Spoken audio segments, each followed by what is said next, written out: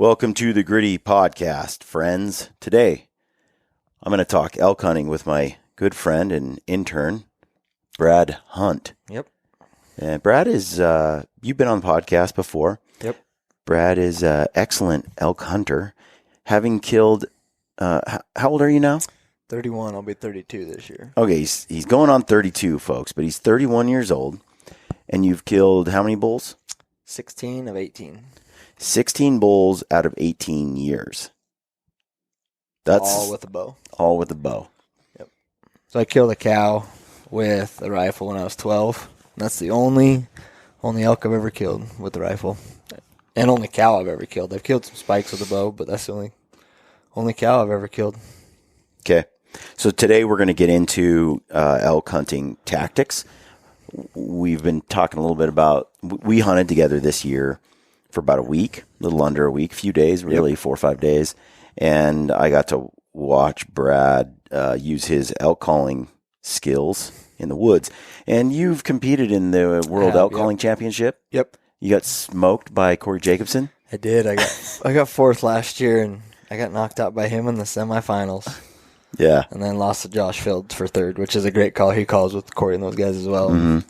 He's a great caller as well. And I got to witness Brad's calling firsthand, and it's phenomenal. So we'll talk a little bit about that as well. Before we get into that, I wanted to read a comment. I just got a comment this morning, actually. Really appreciated it. We just published a podcast, a couple days back on target lock or tunnel vision. Yep. And, in that, it's a great podcast. I think if you're into spot and stalk hunting or hunting in general, any kind of hunting, whether you're hunting humans or animals, this is applicable. And I'll say why, because I just got this comment from my friend Ben Perry at Ben Perry Custom Knives. Cool dude. And he brought up a good point. I liked what he wrote in, because the premise of the last podcast we did is basically when you're on a stalk, how you perceive the world around you, how you see, how your eyes work, and how that impacts your you moving in on the target and not getting ambushed and so Ben says, target lock reminds me of when Jocko talks about detaching. If you're trying to lead, you have to come off your gun, take a step off the line, look around and make a call. Breaking the tunnel vision is key, right? Yep. And so, if you're looking through that scope, I can imagine, boom, you're right on there. And if you don't detach and look around, you're going to get smoked. Yep. Oh, exactly. And it's the same thing when you're going in on a buck, and it's very easy because of human nature, especially during the rut and stuff. There's so much more going on and with does or cows or whatever. Yeah, he said he continues and says, at work we talk about the one-on-one rule. If there's a bad guy, there's probably two. If you find a weapon on a suspect, there's probably two. A 1+1 rule. And that's just it. If there's a buck bedded, there's probably another something buck doe nearby. Right. He continues and he says, you don't want to end up like the guy on Jurassic Park that got himself ambushed by the velociraptors. Yeah. You remember how they lure him in? He's moving in. He's, what is he, like South African or something? Yep. In the classic original Jurassic Park, and he's moving in. He's getting ready to shoot her, and she like pops out, and he's so target locked, so tunnel visioned that by the time he notices that there's another one hunting him from the side, it's too late. Yep. And so that's exactly right. That's exactly the point of that last podcast is how do you, deal with that target lock on a stalk and effectively avoid getting ambushed by those velociraptors, which is really usually another deer that blows your stalk. Yeah, exactly.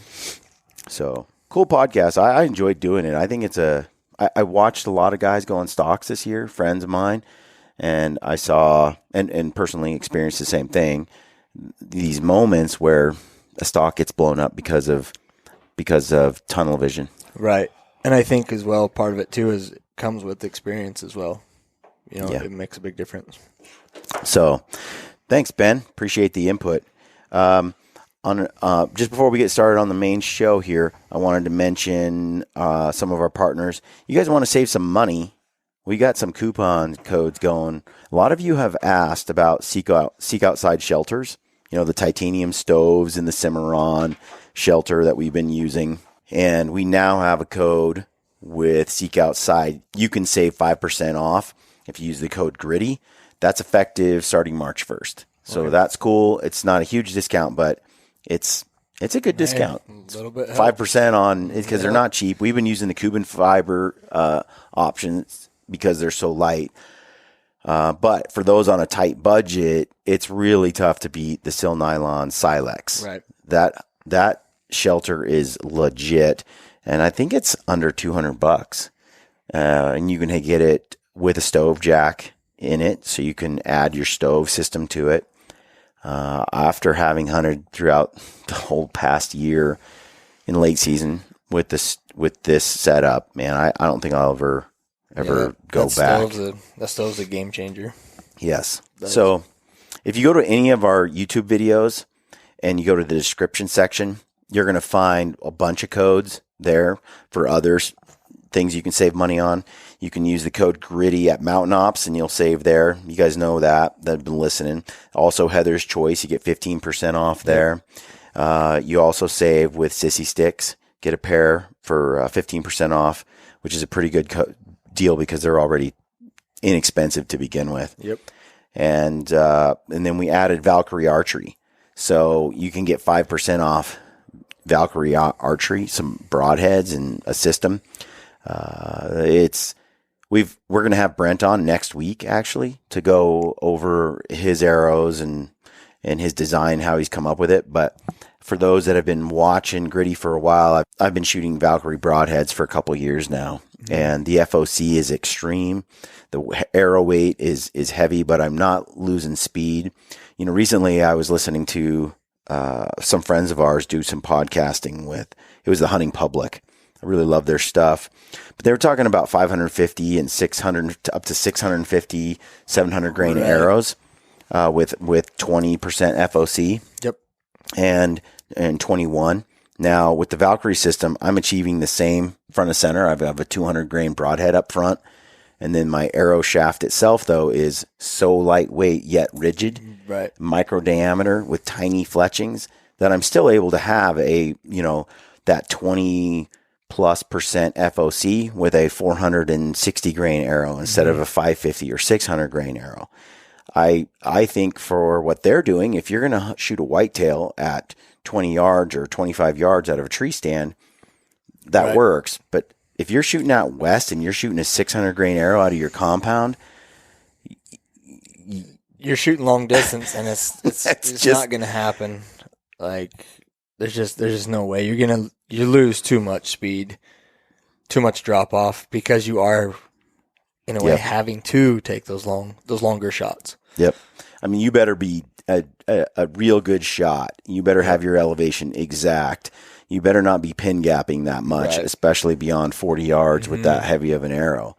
Yep. So it reminds me of the compromises my daughter has to make with a 22-inch draw and a 35-pound bow. It's similar to that challenge. She's going to have a hard time gapping or pin guessing out to 50 yards with that setup. Right. You pretty much have to have a single pin slider and have to know your yardage exactly on every shot. So that's where the Valkyrie, I think, stands out head and shoulders. You've got the weight, the front smashing capability of the arrow design with the heavy FOC up front, but you're not giving up the speed. You're getting a good combo. So getting into this podcast about elk, okay. When I hunted with you this year, Brad, what I wanted to do was discuss your favorite elk hunting technique. Maybe not your favorite, but your most used technique, the technique that's killed you the most animals. Because we all, as I've talked to Corey Jacobson, we all love to call a bullet and have it screaming right up into your face, and you shoot everybody loves elk hunting. 10 yards, and it's just a monster. We all love that. It might be our favorite technique, but it might not be the most effective. Yep.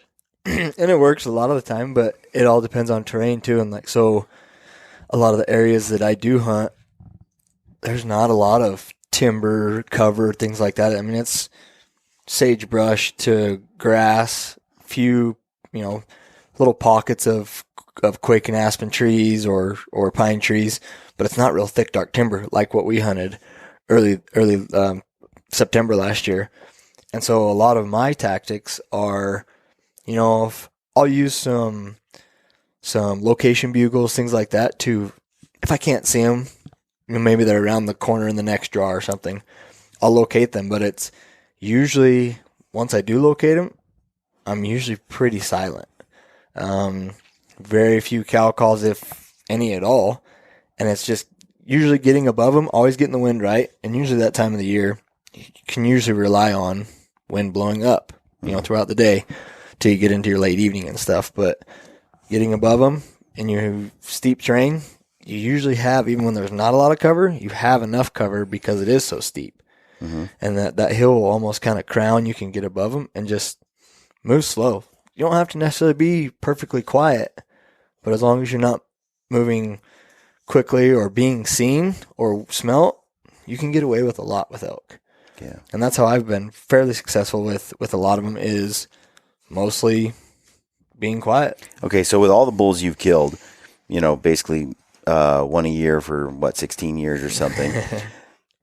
Of those bulls you've killed, how many of them did you call in? So total 3 to 4.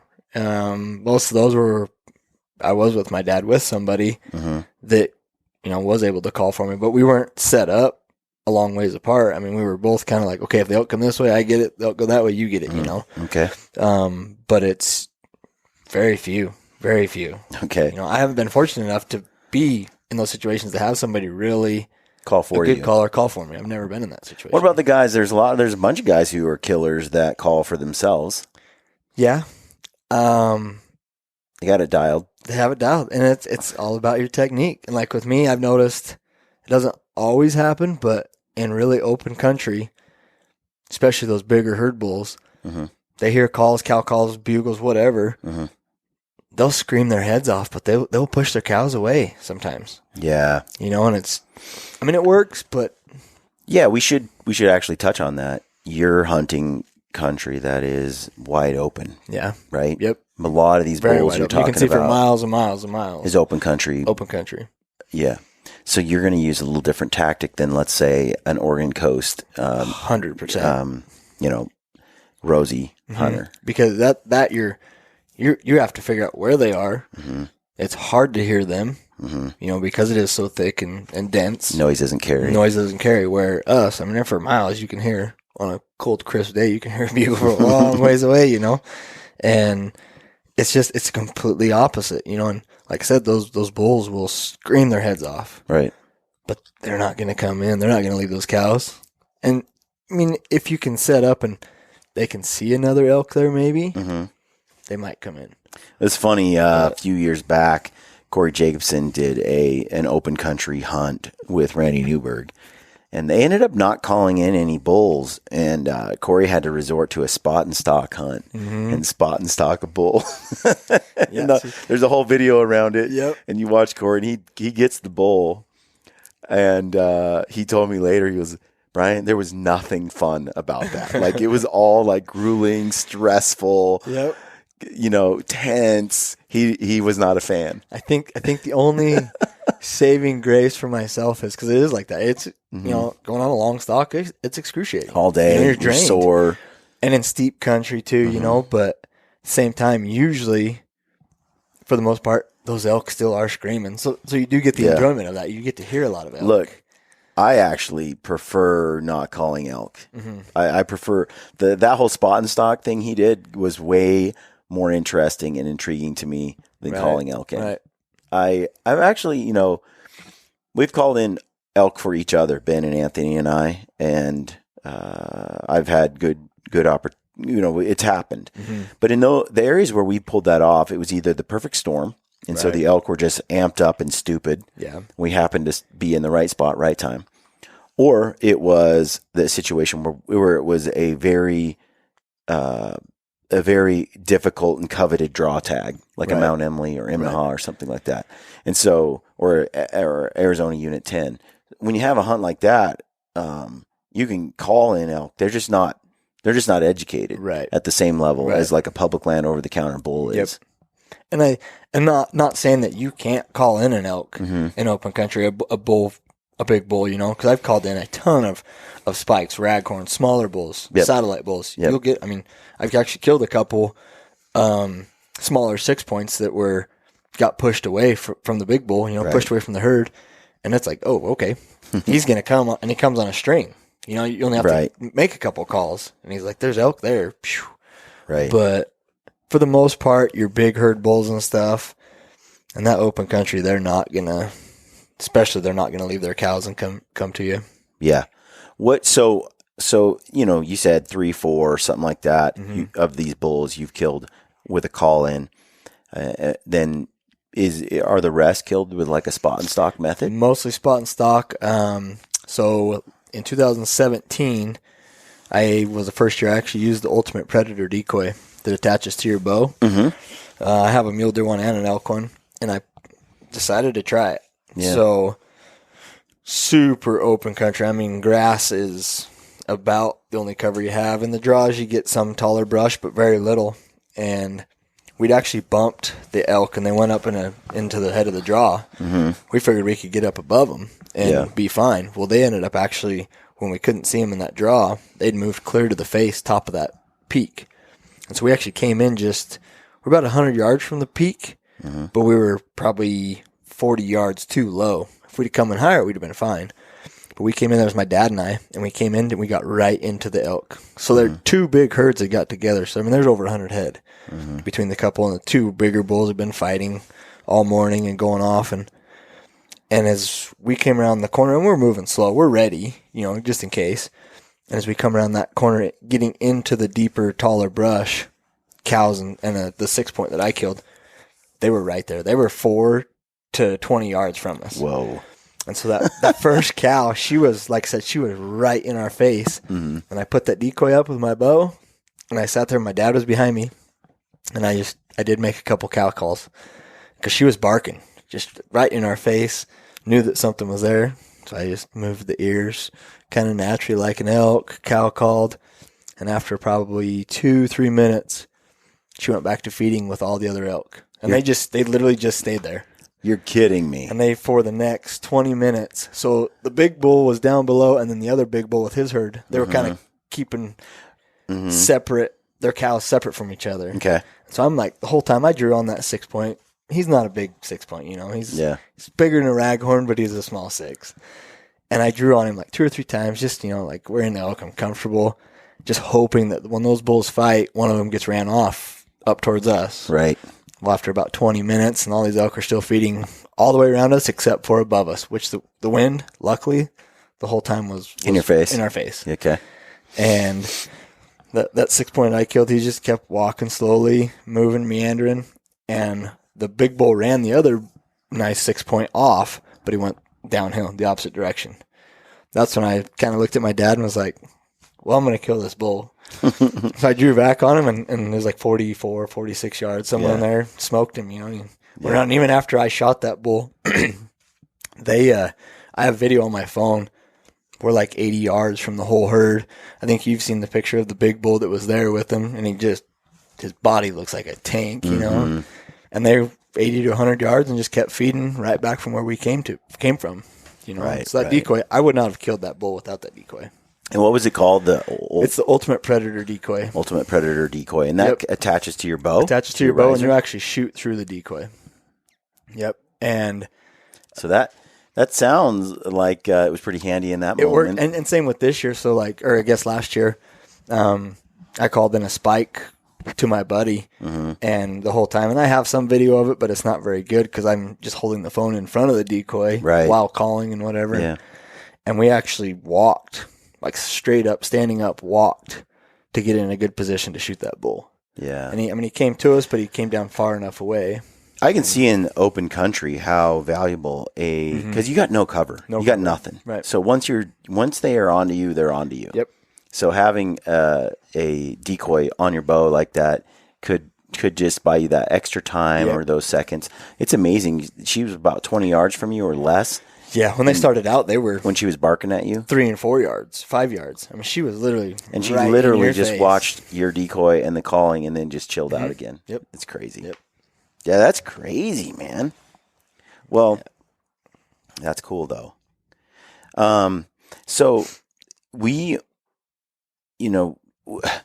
when you decided to go spot and stalk these elk, what's your technique for when you're moving in and spotting? You said you like to come from above. Yep.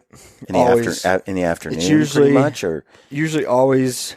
I would say, after that mid morning, September time of year is usually about at 9, 10, 30, 11 o'clock. Yep. Usually for that all afternoon until late evening, you can almost, weather permitting, storms, stuff like that, you can always pretty much guarantee the wind's going to be blowing up. Especially if it's steep enough country. Exactly. Yeah. Your canyons are always blowing up. If it's gradual and kind of flat, you're kind of screwed. And different when you get into a lot of timber and stuff because those bottoms are cooler so that wind is not going to be blowing up as much and stuff. But yeah, where we're at, we always get to the top, in glass. And so let's talk a little more about this because we talked offline before we started the podcast that some of the issue that, our techniques, our tactics for going after an elk or any animal is very contingent on the terrain we're dealing with. Exactly. The weather plays a role, the terrain, and the brush, like how thick it is and how open it is. Yep. So, where I hunted this year, where I shot my bull, it was thick, super dense. And I mean, you can't even hardly hear. You don't hear many bugles unless you're pretty close. Yeah. And so you joined me for that first, like the 5 days, 5 days of like the that, season. So first week of September. Yep. And my favorite tactic, and this pretty much holds true for everything, is I like to have a caller behind that keeps the elk occupied while I move in. Yeah. I don't like to give away my position. I don't like to call. When I get within range, for whatever reason, I feel like I have a better chance of killing the bull I want by ghosting in on them while they're distracted, while they're talking. Yeah. And in that dense cover, that's what you did. You got them talking, and they're screaming, and you're across canyon. You're 1,000 yards away. Exactly. And I'm moving in with the wind in my favor, and all the elk are agitated, and he's screaming, and I love it. They never know I'm there. Yep. If I can get a shot, great. If I can't, I'll have to back out, but I don't bump the elk. Yep. They don't ever know anything's happened. I think that's a big thing too, is because I haven't had a lot of that experience of being able to have somebody call for me behind me, but I do know that when you're in close and you because I've made the mistake multiple times, I'll make a cow sound or something thinking I'm okay. Well, guess what? Those elk know where that came from now. And so then I think a lot of bulls do get curious because it's like, I know there was a sound there, but I don't see an elk there. Yep. And I think, like you're talking, is having somebody being able to sit back and call where you can slip in. They don't know that you're there. It's so funny because once you sound off, you have alerted them to that there's something there. Whether it's you, whether they think it's a human or whether they think it's an elk is a question. Yep. But nevertheless, now they are locked on to something there. Yep, exactly. And the way that I feel is the whole time, as long as they don't know I'm there, they haven't heard a sound, they haven't heard a bugle, I'm still in the game. Yeah. The whole time. Even if they wander off around a corner, and I'm like, well, shoot, I could have maybe called to try to keep them there. It's like, but I'm still in the game, actually. I just follow them around the corner. Yep. And then I'm back in it again. Once they're locked on to you, a position, it's like, now it's hard for me to move. They start to explore or, want to circle. Yep. They want to figure you out. And unless they're rutting hard and they can get distracted or forget about things, which can happen in middle rut. That's what's so great about the rut. there's a good chance you're going to get busted if you don't get your shot. And just an example is like this year when we were hunting together. So when I started out calling, I would, after a certain time or whatever, I'd kind of move in a little closer or back away, back and forth. And I know a few of those cows bypassed you coming to me because they were curious. They heard sound, And, I mean, there wasn't a bull with them initially, but they were curious. They heard sound. Yep. They were coming in. Yep. You called elk in past us. So to set the stage here, we because there's another thing I want to address. It's early season, pretty hot. Yep. We hear a couple of bugles maybe in the morning just before the sun comes up. And then it's silent after that. And there were a couple of mornings where we actually got some pretty good sound offs, like boom, boom, boom, boom. It's like, whoa, we haven't seen a single elk, but all of a sudden we realized we were surrounded. We know they're there. They're there. They're just not vocal. And as soon as the sun came up, it was done. There was no talking. But one of the things that I think a lot of guys don't realize is, elk are just like us. They can be, they can be like too tired, lazy, but you can, what do you call it? Sexually arouse them. Yeah. By doing the right things for long enough and persistently enough that they finally decide that, you've piqued their interest so much that they amp up. Yeah. And that's what you did. And so I want to talk to you about that because, long story short, it took about 45 minutes to 2 hours of your calling before, at least 45 minutes before a single bull bugled. Right. And then it was still dead for a long time.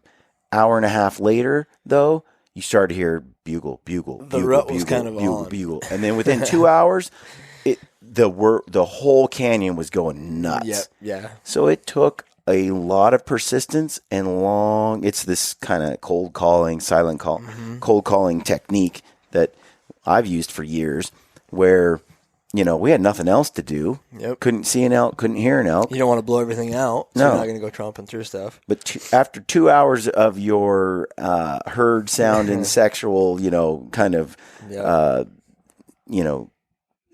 rendition. Music, they went nuts. They went nuts. And then Ben and I, we made a plan because we knew where they were in this canyon. We were the biggest and meanest sounding bulls were up this bowl. We're like, all right, man. And we knew what the wind was doing at the bottom. And so we devised a plan where you could sit still and just call for a couple hours while Ben and I ghosted in up on these elk. Right. And while we were moving in on the bull, trying to get to the herd bull, spikes and young bulls and cows were rutting and screaming and coming down the canyon, even passing us. Right. Seeing we're there and still running past us and being like, I think that was a human. They're looking at us. They certainly smell us. Right. And they still were convinced that there was a party going on where you were at. Yep. And it didn't matter that they just avoided us. That's fine. But they are still, those bulls were hyper focused on getting to those cows they kept hearing and the rut activity they were hearing. And that was my goal and you talked about it, but I don't want to sound just like one elk. I want to sound like a herd of 20 or 30 elk that are, like you said, having a party. Yeah. And especially in that situation, there's enough cover, things like that. I could get down in the canyon next to the creek. I mean, I was sounding like a bull was wallowing even. And I would do for probably 3 to 5 minutes. I'd do a sequence of some light mews, things like that, cow calls, calf calls. And then I'd do some estrus calls as well. And then kind of within those couple minutes, kind of ramp it up. Still sounding like multiple elk, and I'd use my diaphragm as well as the reed. And just basically sound like a whole bunch of elk talking. I would break sticks, splash water. I'd rake a tree. It sounded very, very, very authentic, very real. And then you can kind of, like I said, I'd get it going a little more, and I would then kind of not do a real hard bugle because I didn't want to intimidate any of those bulls that were there, but I would do a bugle, a little more than a location bugle, kind of maybe a little chuckle or something, and then I would just go silent for 4 or 5 minutes. Right, which would really bother them. Especially in that time when they really started getting going. Mm-hmm. That silence, it's kind of like they're curious, Yeah. and it's like, okay, well, where'd you go? Are you moving in? Or are you coming out? And so that those times I would still walk around. I would still break sticks and stuff, but I wasn't calling much, and I wasn't being really aggressive with breaking sticks. And sometimes I would actually move in a little closer. I knew I had a lot of distance between where you were and where I was, and where the elk were. Yep. I'd move in closer, do the same sequence there, and then I'd move away. You know, and so it's like, man, there's a lot going on right here. Well, and I think the thing to emphasize here is that the more you did it and the longer it went on for, the more turned on, curious, agitated these elk became. Yep. To the point where they were just reckless. Yep. Right?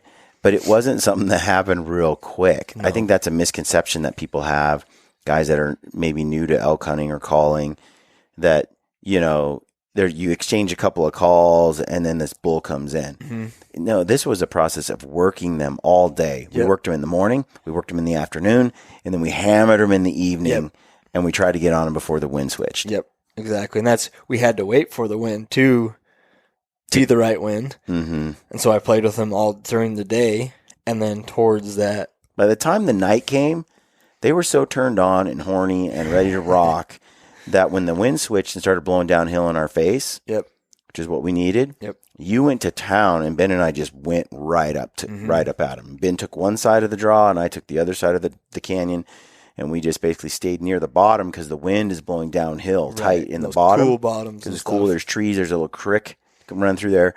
As long as we didn't go more than 20, 30 yards up from the bottom, our wind was in our face. As soon as we went higher than that, the wind switched and would blow up canyon toward the elk. And the later it got, the more it would blow downhill because it's just getting cooler and cooler and cooler. So we could be more and more aggressive as the night went down. That's why I preferred an evening hunt to the morning hunt. And we didn't have a lot of success in the morning because you're running against the clock of the wind switching versus running against the clock of the sun going down. And as well as like for a lot of it, for the first couple of days, not so much, but the last 3 and 4 days, all night long in certain areas, they were having their party all night long. So in those mornings, they're kind of done. Just, I'm going to bed. Yeah. You know, and for sure. Then after they rest all day and they hear this sexy talk and they're just kind of bothered all day, they're ready. But they're really, really reluctant to move out of cover until the sun goes down.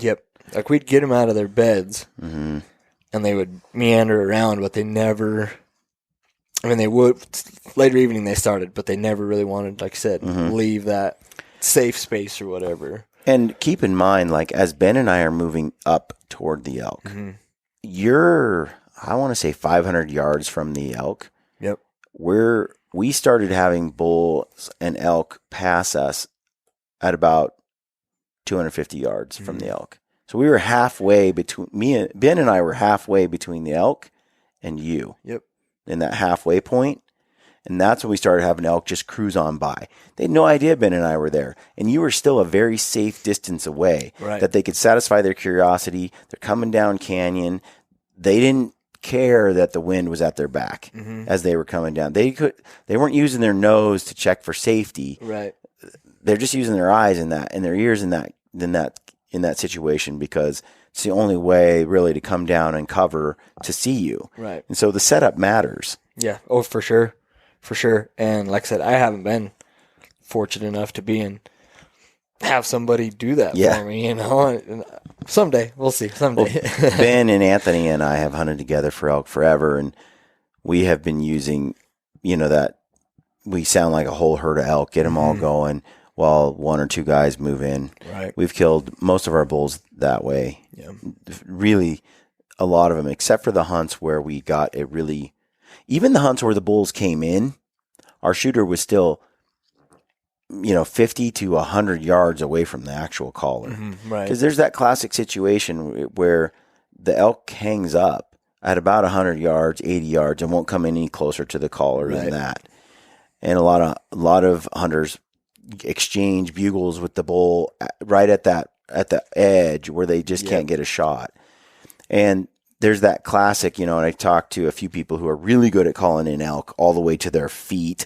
It seems like Corey Jacobson is quite good at that. Yeah. And Corey and I talk about that, and he's like, well, we never want the shooter too far from the caller because you never know when that bull is going to come in. So they don't like to be more than 15 or 20 yards from the actual caller because the bull can just turn, take a hard right, and if you're 100 yards out in front of your caller, you're going to miss your bull as it comes around the back, Yep. But at least if the shooter's within eye contact even of the caller, you're probably going to get to see the bull and shoot a bull. So I get it, but in my experience, like I said, we've had far more luck having a caller back like you and just moving in on our own 2 feet and getting in range and shooting a bull. Yeah, you have to return the favor this year. No, I'm just kidding. Absolutely.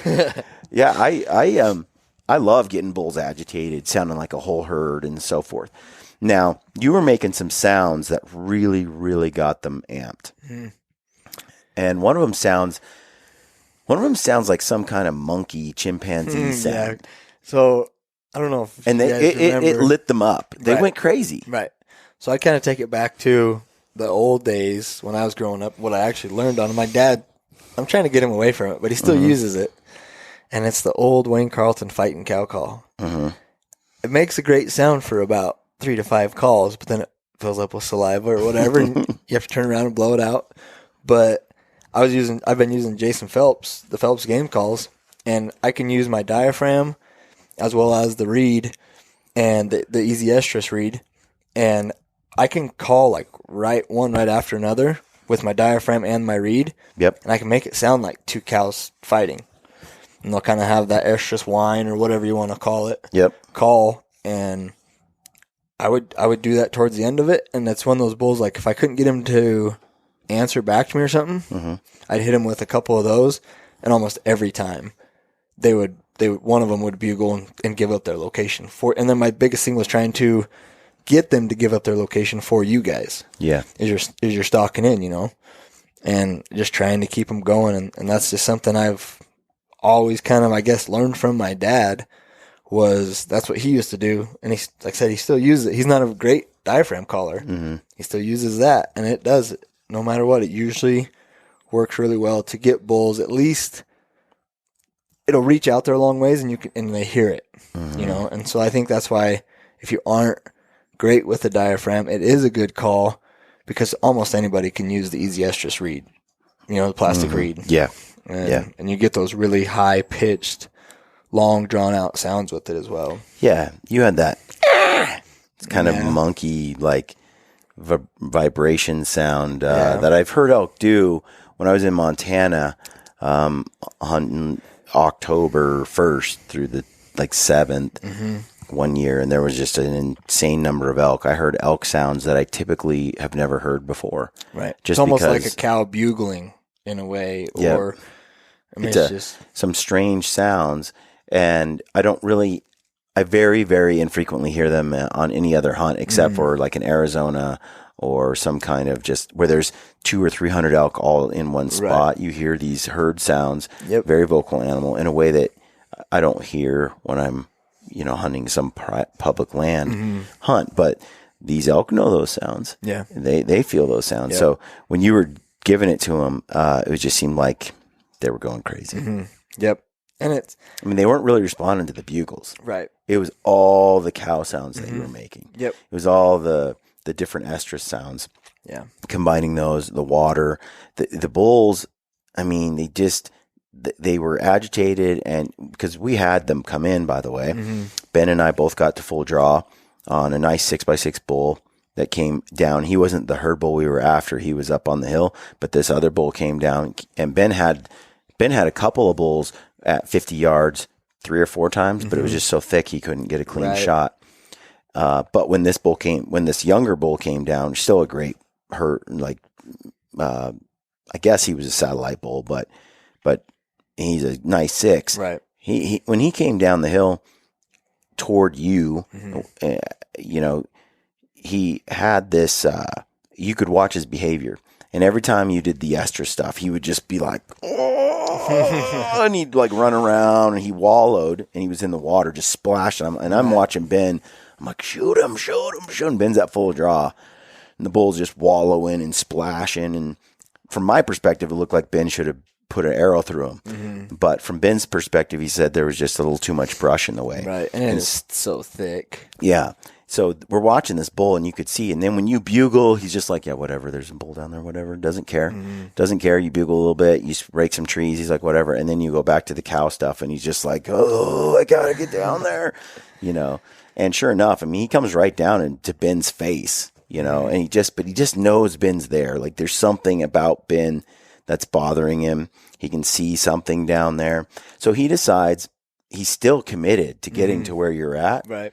But he doesn't like, his senses are like, there's a dude there, or there's something there. Like, because Ben was kind of moving around trying to take a shot. And so he knew Ben was there, but he felt safe enough at the distance he was at that he wasn't in the cover he had. But he decides, you know what, I'm going around that guy, but I am definitely going down to that group. And sure enough, he kind of runs around Ben and then comes walking right by me. Same thing with some other elk up above. They come down. They smell me, and they run up above, but they still continue on towards you. And pretty soon there was like groups of 5, 6, 7 cows and some spikes and stuff and young bulls all passing us and coming into you and smelling us and figuring out we're there and still not running away. Right.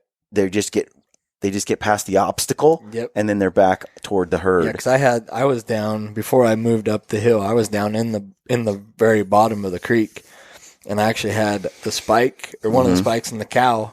It was steep the first 50 yards of the hill, and then it kind of benched out a little bit, and they came right over to that. Kind of saw me down there, but moved on around and across the canyon, But they were coming in. They're curious, man, and they are when they're turned on like that. Yep.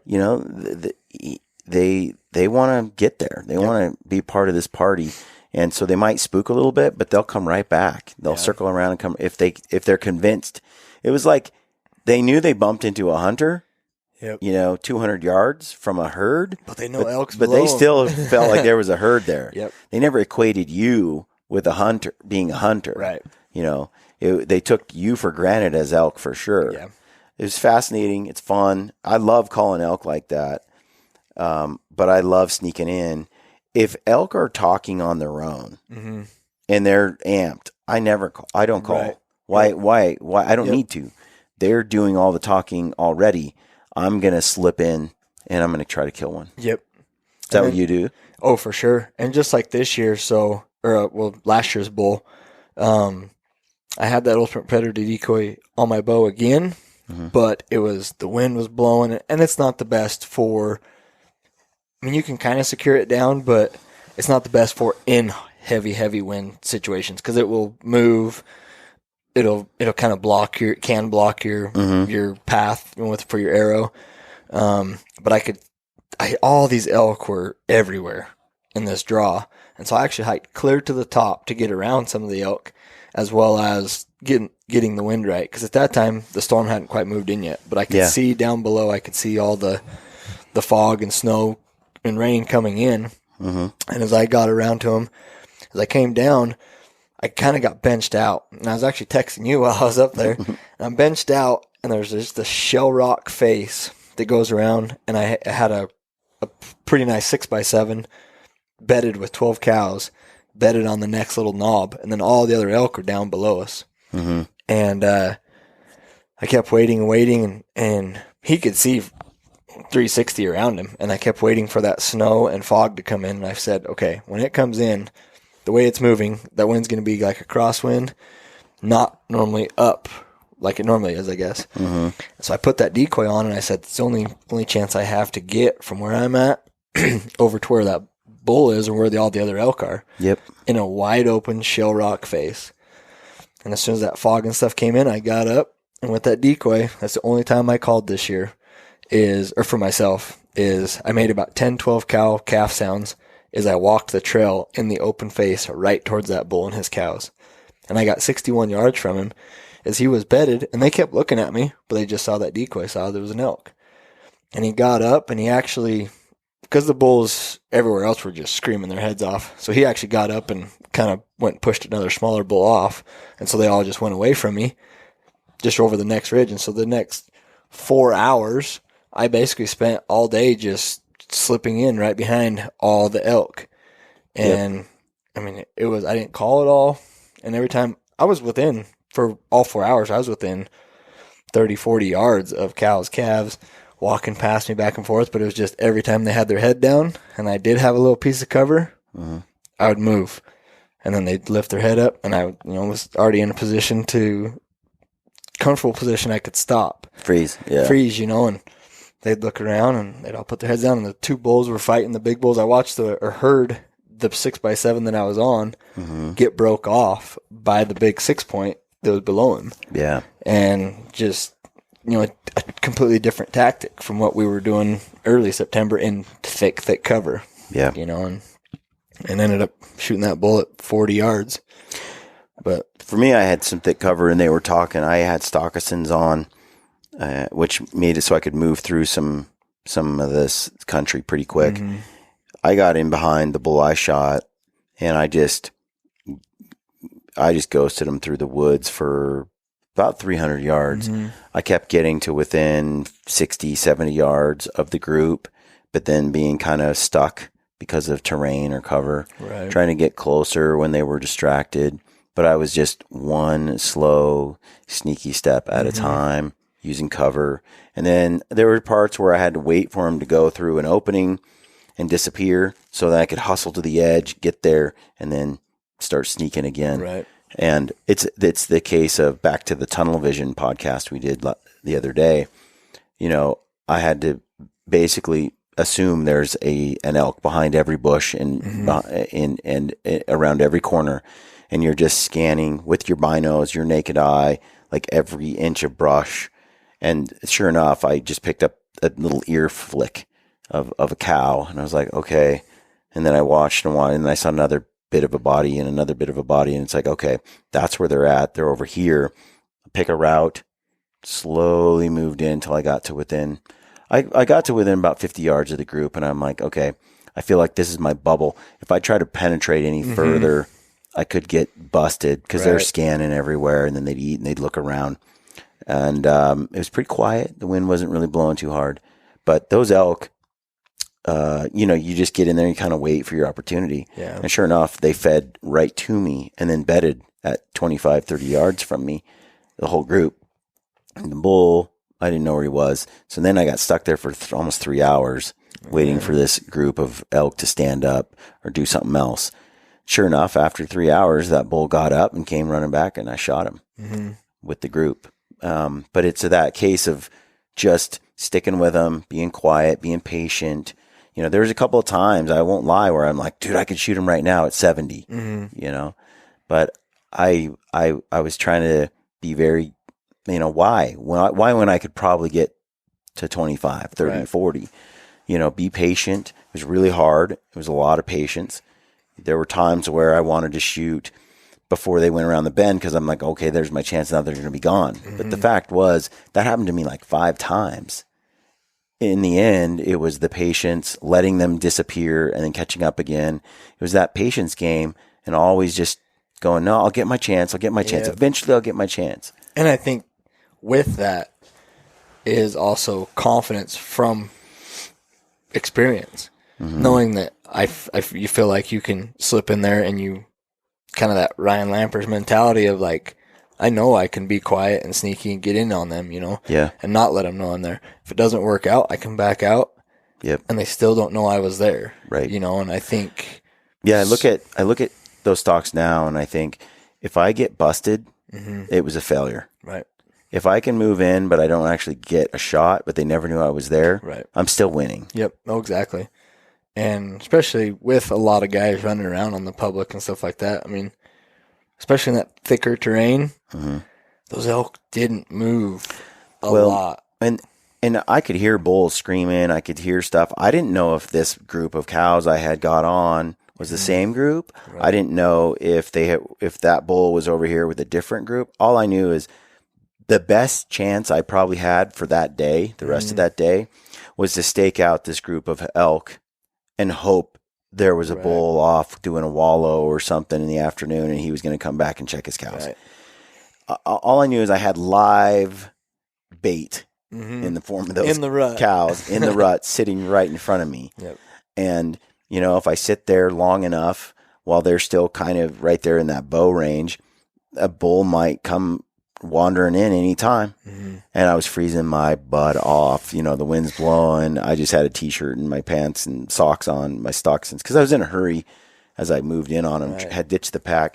I just curled into the fetal position and tried to stay warm right there while they're bedded right in front of me. And the wind drifted back and forth a few times. I thought they might smell me, but they never did. And then the bull came back. And it was patience, Mm-hmm. you know, it was patience. And that's a hard thing to have. I could have rushed it at any point in that Right. day. I say this all the time when I watch people go on a stalk. I say it to myself, you know, when I'm moving in, you know, being patient to get that perfect killer moment. Mm-hmm. I used to think, well, take the first shot you know you can make, Right. right?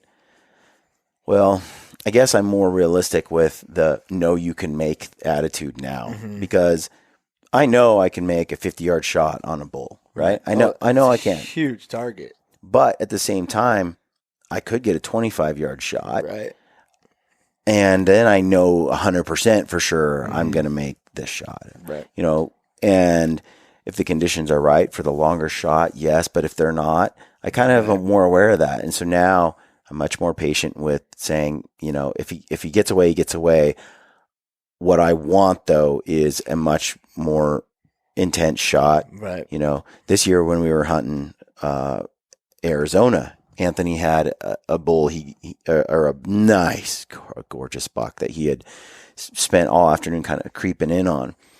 And that buck had no idea really that Anthony was there. Kind of looked at Anthony for a minute and kind of knew he was there, but he went right back to rutting. And then Anthony rushed a shot because he thought, well, I won't have another chance at this buck. This is it. And the reality was that buck had wandered off and come back to that same spot for the last 2 hours before Anthony even got there. And even when Anthony rushed the shot, the buck ran over 20 yards and just started following the doe, and then they were back to doing normal stuff again. And so clearly, had he had more patience, Right. he could have got a 25-yard shot or something if he had just, you know, not been impatient with, oh no, I'm losing my opportunity. Right, I'm going to take that shot. I'm going to take that shot, you know. And it's not that it wasn't a bad shot. Like, I mean, there's a chance he could make that, but you're talking about a shot that has, you know, a 9 out of 10 chance versus 6 out of 10, or, you know, every shot with archery is a gamble. Right. But you're hedging. There's some that have a much higher rate of success. Exactly. And so I'm just more inclined. You work so hard to get the shot opportunity, you know, and you're right there. And as long as you don't give yourself away, there's always that chance you can get that better opportunity. Right. And I'm even myself definitely with experience. I mean, you obviously always get better with experience, and I'll keep going back to that because, I mean, there are a lot of stalks and on mule deer, elk, whatever that I've blown, and it's like you look back at it and you go, that stalk was blown before it even started. Right. You know, and going back to the experience is like, okay, just like another example is Arizona this year, you know. I mean, I went 500 yards in 3.5, 4 hours, you know. Right. And For your coos deer. Yeah, for that coos. And it's just like, I don't know, with that experience, you almost get a sense of calmness as well and confidence with it because, you know, you're like, okay, I can slip in here like you're talking. I can get a 20, 30 yard shot versus a 50, 60 yard shot. Open country is a little different, but even still, like, I haven't taken that many long shots as far as like taking an elk, you know? Yeah. I mean, most of them have been, you know, like there's a lot of 40, 50 yard shots, but I shoot that a lot and I'm very confident at that. Right. You know, and even when we shot in Arizona at 64 yards, hitting within a softball size or smaller consistently all the time. Yeah. You know, I I practice long shots. Not too. saying that I'm going to always take a long shot, Right. but I have that confidence that I can take that if I need it. Right. But I want to put myself in a position where I don't need or have to take that long shot. Right. You know? I think having the right setup too, like I go down to Hoyt next week. I'm going to pick up, I've got a 70-pound bow and I have an 80-pound. Mm-hmm. And for certain hunts, especially as open country, big animal hunts, I do like that 80-pound setup. When I'm freezing my butt off in late November in a tree stand with a big mule deer buck, I got a lot of clothing on. That 70-pound, it's closer range generally. I prefer that. But having the right bow and arrow rig it opens up a lot of opportunities. Mm-hmm. So since I've been shooting the Valkyrie, I'll plug that again because that thing has allowed me to take a shot at virtually any angle I want, and get to my vitals.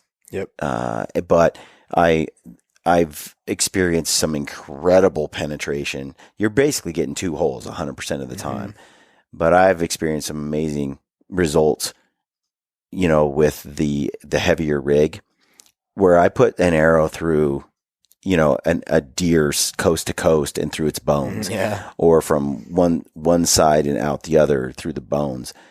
And a lot of other broadhead setups, even as I watch, a lot of YouTube hunts, whitetail hunts, I see guys shooting these mechanicals and stuff, and I'm like, you're either a hero or a zero when you're dealing with mechanical broadheads. And I think they're getting better, but I haven't had an experience with mechanicals. But what I've watched from them is like either it didn't happen or you have a huge gaping hole. Yeah.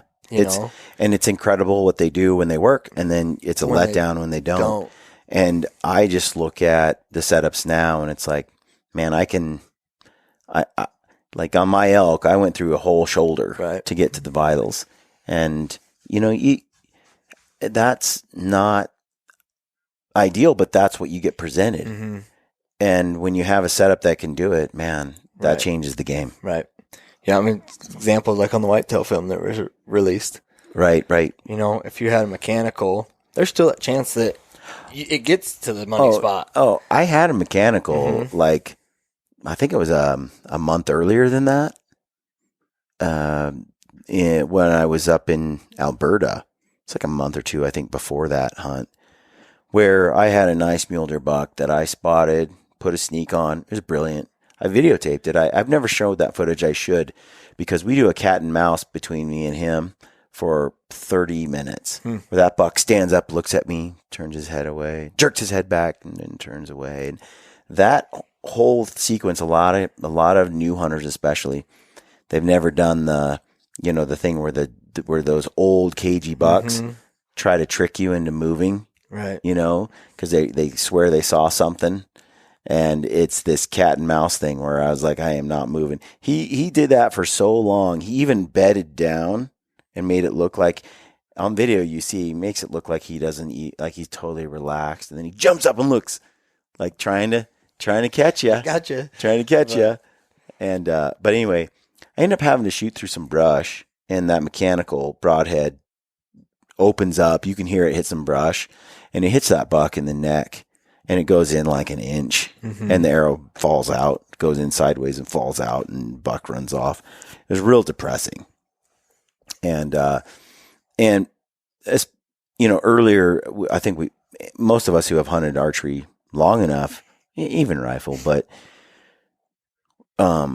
when you have expectations in your head of what you expect to happen, right? Like I schooled this buck. I got to full draw. I think he was 37 yards or something. I had it there. I put the pin just right, and I'm like, okay, there's a bunch of bushes here, but they're wispy and kind of smallish, and I think I'm going to go right through that, and I'm going to hit him right in the vitals. And what I've got is what I've got, because he's on to me. As soon as I pulled my bow, he jumped up, was like, what? He knew I was there the whole time, and he had finally rested for about 10 minutes and was settled. But, I had to draw, and I knew he was going to, but he just stopped. He had to do that mule deer look back, right. So when I let that arrow go, though, that mechanical broadhead opened up, hit a bunch of stuff, went off track, went into his neck without any momentum, barely cut them a little bit, and then the arrow falls off. And, looking at that, it's like, man, shooting the brush I had to shoot through was nothing like the stuff I shot through on the Texas whitetail spot and stalk hunt that we showed last week. That arrow punched through some brush and then did a full pass through on the deer and cut them wide open. And the reason I had a fixed blade on that hunt, because I had been using mechanical throughout the year, was because of that exact experience a month earlier. And I was done. I had a couple of issues with mechanicals. When they work, they work. Right. And I was using, I forget which brand it was, but they have a cut on contact 2 blade with then mechanicals that fold out to the side. And the whole idea is if it fails to deploy, you still have a lethal head. Right. And yet it still flies more like a mechanical or a target tip because it's just this small 2 blade. But that doesn't count for when it actually opens on the flight path, because a branch hits it and then it hits a couple more branches on its way, because you've got a giant head sticking out and you don't have the weight up front. Like there's not a lot of front and center weight. There's no FOC on this setup. And so a little derailment and it can't stay on track. So it was depressing. And, fast forward to the next hunt, I have a weighted insert. I have a heavy head and it's a fixed blade. And I have that buck at 22 yards or something standing there, and I'm looking through the brush and I'm very careful. I'm like, okay, I see an opening here. I see his front leg. I knew that it was going to be pretty far forward. It was going to be a hard shot. There was no room to slide it back or up into the lungs more. I had the hole I had, and I took it and it punched right through. And you can hear it hit some brush just at the end, but you only had about a foot of brush in front of him. If my target has brush obscuring it, but that brush is right up against the target, I'm more likely to take the shot. Right. If that brush were right in front of me and I had to shoot through it, and then the arrow has a long way to go. It's a low, risky. It's a low odd shot. So I had a clear path all the way up until the last foot of the deer. And so even though it did hit some brush, but it was similar to that deer I shot at in Alberta just a few weeks earlier than that. And that arrow didn't perform at all.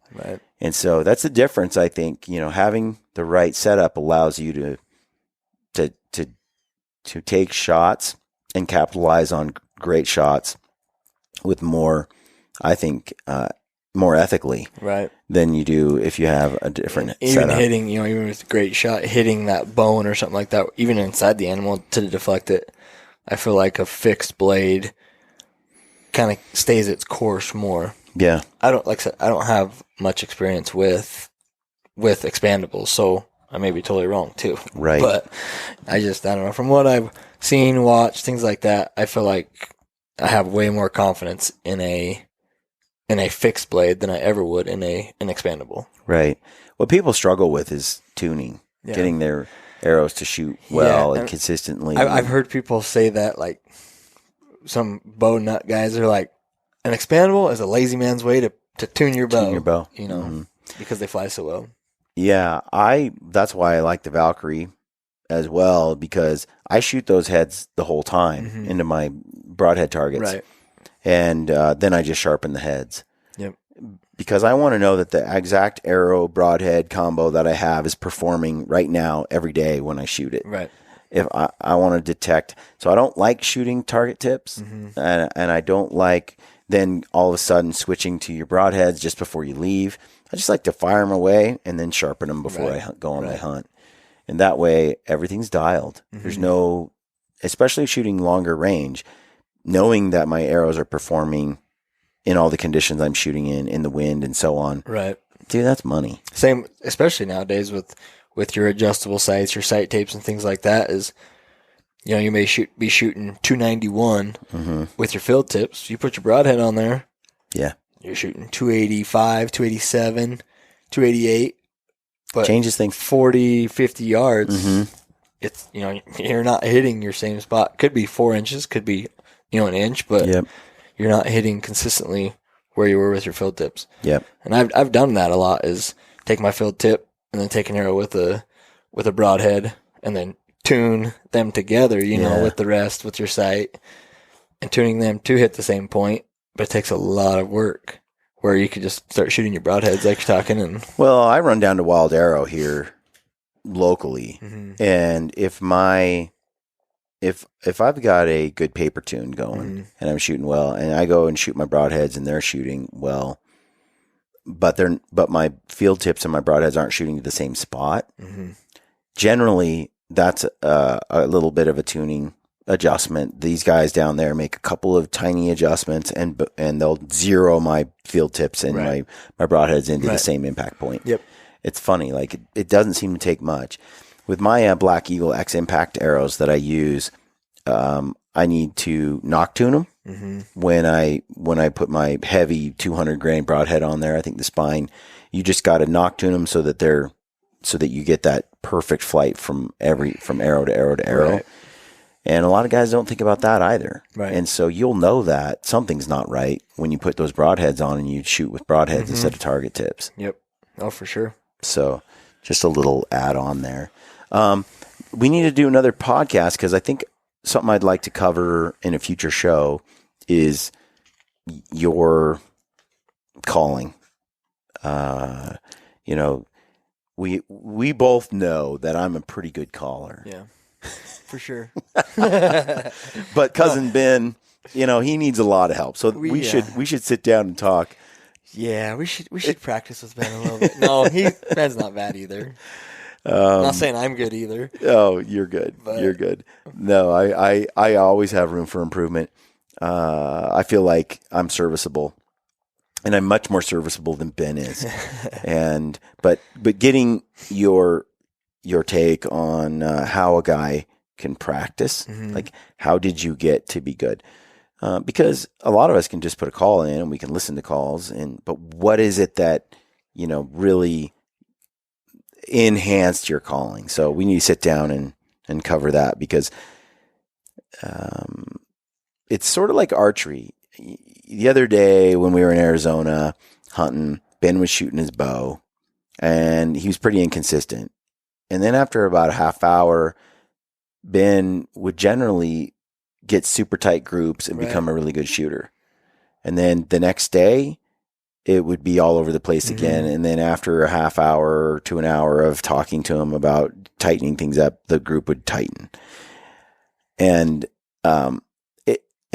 I got to talking to Ben and I was like, look, he's like, I just need more practice. I'm like, no, you need to practice with intent. You need to fix what's wrong. Right. Shooting more arrows doesn't help you. Just shooting and shooting and shooting and shooting and shooting and shooting. And I see tons of guys, that's how they think they'll get better, is they just shoot tons and tons of arrows. And at 20 and 30 yards, you can do that. You can, but you're still shooting the same level of quality. Right. You didn't change anything about you. It's this misconception. It's like, well, if I just shoot enough free throws, then I'll be better at the free throw line. Shaq shot a lot of free throws. It wasn't very good. So. But I think that and even that's not a good example, because you can get to the point where you feel a basketball. Yep. You feel it. You shoot it and you shoot it. It's like throwing a baseball, and you start to feel it. Shooting is a little bit different. Well, and with the bow too, especially, is where you really notice your inconsistencies is when you do get to long range.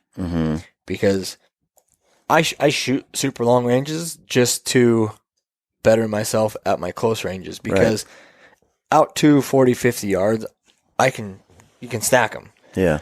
But you move out to that 60, 70, 80, 100, and the slightest cant of your bow or anything. No, you're right. And that's what I mean. Like, if you're a guy and you're out there shooting and you shoot 2 arrows high left and 1 arrow down right, you know, and then 1 in center, and you're like, man, and then you go grab your arrows, you pull them, and you go and you shoot again, and you're off, and you go and you grab them again, and you shoot again, and you're off, and you go and grab. You didn't change anything. Right. You have to figure out why they were high left. Yep. What did I do that made these arrows go there? Yep. What am I doing? And am I dropping my bow arm? Am I punching the release? Yep. Is this a surprise release or is it deliberate? Like you said, have I canted the bow a little bit, left or right? Is my bubble off? Is my peep not aligned with my sight housing? Is the lighting from outside changed from indoor where I sighted in? All these variables start to play a role. And the longer your shot, the more all of those things matter. Yep. So if you just go and you just pull your arrows and shoot again and shoot again and shoot, that won't change. You've got to have a sort of an analytical mind that breaks down what you're doing. The more repeatable you can make your shot, the more consistent you can then reperform it. Right. And I think too is having somebody watch you from different angles and stuff too. It's just like with you, it was, when we started out, which you're a good shot. We know that. When we started out, you were shooting left. They were consistent, but they were left all the time. Yep. So it wasn't necessarily you, but as soon as you put the back bar back on your bow, guess what? Dialed. It could be a human factor, but it also can be a gear factor. Your gear that you're using, maybe it's not quite set up right or balanced right. Or I set that bow up for the Total Archery Challenge right here at TAC in Park City, and I had a AAE Western stabilizer system. So I had the bar off the front and then a back bar off the back, and it helped me offset the weight of the quiver and my Garmin Zero sight, which I run off the side. Right. The Garmin Zero has batteries. It's a little heavier than your typical sight, not by much, not enough to get me to not use it. I love that thing. And so here I have that setup. Well, when I went elk hunting, you can't use the Zero. So I have my other bow set up for elk with a straight up mechanical pin sight, little black gold sight, right? And I found that I shot it better when I took the back bar and the stabilizers off the bow. And when I adjusted the quiver up and forward, so it was at an angle, which gave me balance, and that bow was perfectly balanced in my hand. And every shot, boom, I was drilling with it. And in that thick country, I didn't have to have those stabilizer bars on my bow. Right. When we moved to Arizona, we were in a hurry. I knew it would probably be a problem, but I was really hoping I didn't have to have any stabilizers on the setup and I could get away with just adjusting my quiver. So the first day we were there, didn't have time to really get ready for the hunt. We roll out the target, giant target, which I brought the target from Wild Arrow. They loaned me one of those giant foam targets, the block target, 5x5 or whatever. Yeah, and then I stack a couple of Reinhardts in front of that, and we go to town. And that way I'm shooting my broadheads out to 100 yards and I don't have to worry about blowing up an arrow or losing anything because you got that giant foam backdrop. Right. And I love it because then you also shoot in a relaxed way with accuracy, so we roll that target out on the road there in Arizona and we start shooting. And sure enough, right off the bat, I could see that all my arrows went low and left. And I knew from at full draw, I was torquing the bow pretty hard to compensate for the weight that was offset. Right. As soon as I adjusted my quiver and tried to compensate, it still wasn't enough. And man, as soon as I put the back bar on and the stabilizers, I'd made a few adjustments. It was just every shot was money in the bank. Right. Yep. But you're right. Like, you don't know. It helps to have someone there helping you. Too many guys, though, will see that arrow hitting the bottom left, and they're like, man, I really need to go and adjust my sight. Yep. And that's what I was going to say. I've seen that firsthand is, okay, I keep hitting left. So they move their sight left. Yep. Well, then all of a sudden, guess what? I'm still hitting that 2 inches, 3 inches left. I move my sight more. Well, before you know it, your sight's sticking way out there. And it's like your pins and your string and your rest, none of it lines up. Something's wrong there, Yep. And that's the thing. I'm very reluctant to move my sight once I know I've had it dialed. Right. Because I know it's most likely something besides. It's not my sight. It's something I'm doing. Yep. And I think, people, there are a lot of guys, you don't know what you do, right. How you torque the bow, how you hold the bow, how balanced is the bow. Over years, I figured out, because, more than anything I've realized with archery, so much of it is a combination of your shooting ability. Like, can you shoot without target panic? Can you shoot a controlled shot? Can you have a clean release and all that? Then on top of that, is your bow tuned, and does it shoot the same arrow? Does it shoot each arrow the same way every time? Right. Those are two different things, completely different Totally things. And when something's off, you have the guy that blames it on the bow. Oh, something's wrong with my bow. Something's wrong with my bow. Or you have the guy that is like in his head going, I know I shot a perfect shot, and he did. He shot a great shot, but he's all over because he hasn't knock-tuned his setup, or his timing is off on the bow, or he's torquing the bow hard because it's not balanced. It's like, man. And so figuring out when it's your shooting ability that's in the toilet or it's your bow that's not tuned, right? You kind of have to get rid of the variable of your bow. And that's where a good shop comes into play. For sure. That really helps you get your bow figured out. Once your bow is really figured out, it helps to have someone else shoot it that's really good. And when they're drilling tacks with it, you can take it with some more confidence. Okay, it's me. There's something I am not doing on this setup. And but calling, back to the whole reason we went on this tangent, is the calling matters. And I've seen guys put a reed in their mouth and then they just hammer that thing for months on end, but their calling stays the same. Right. How do you elevate your calling? Like, what are the tricks and the things that you do to be able to make new sounds or better sounds? There is an element of just playing around with it, but then what's the concerted effort element that actually shapes your direction? So let's talk about that one here in the next show. Yeah. Get into that. Okay. Folks, thanks for tuning into the podcast. Appreciate you listening to the show. Hope that was helpful. Hope you got something out of there. Leave us a comment on YouTube. That always helps us out. Yep. You can DM Let us me know. as well. I'm no professional. Brad, what's your Instagram handle? Brad_W Hunt. Brad_W Hunt. Thanks for tuning in. Stay gritty.